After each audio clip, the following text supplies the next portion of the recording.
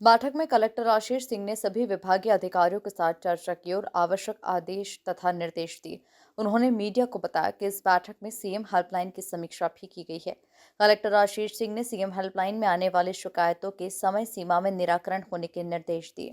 इसी के साथ कलेक्टर ने कहा कि सरकारी योजनाओं का अधिक से अधिक आमजन को लाभ मिलना चाहिए। और देखिए, टीएल बैठक में जो शासन की महत्वपूर्ण योजनाएं हैं और अंतर्विभागीय समन्वय के मुद्दे हैं उन पे चर्चा करी गई है। पहले तो जो जन कल्याण शिविर हमारे ज़िले में लगाए जा रहे हैं उनकी समीक्षा करी गई और 18 तारीख को हमारे जन कल्याण शिविर सभी पूरे हो रहे हैं, लेकिन अभी तक जितने शिविर हुए हैं उनमें लगभग 77,000 के आसपास हमको आवेदन प्राप्त हुए हैं और अधिकांश का निराकरण भी हो गया है।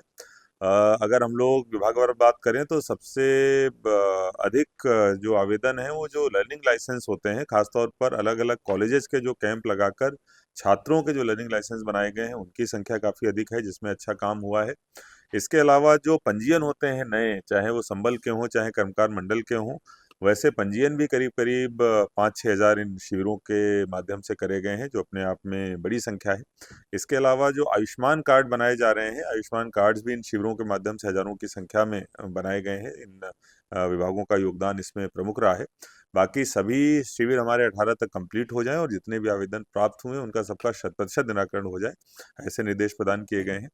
इसके साथ-साथ अभी राज्य शासन के द्वारा एक जो युवा मिशन लॉन्च किया गया है, उसके संबंध में भी निर्देश प्रसारित किए गए हैं कि इसमें हमको इंदौर में बहुत अच्छे तरीके से काम करना है और इसकी जो पहली कड़ी है कि युवाओं के साथ संवाद करना, उसपे हम लोग अगले 1 सप्ताह में काम करेंगे। इसमें जो अलग-अलग कैटेगरीज़ हैं कि जो युवा हमारे इंडस्ट्री में काम कर रहे हैं या जो युवा हमारे अभी अध्ययनरत हैं या जो ग्रामीण क्षेत्रों के जो युवा हैं, उन सभी के साथ में अलग-अलग फ़ोरम्स पे संवाद किया जाएगा।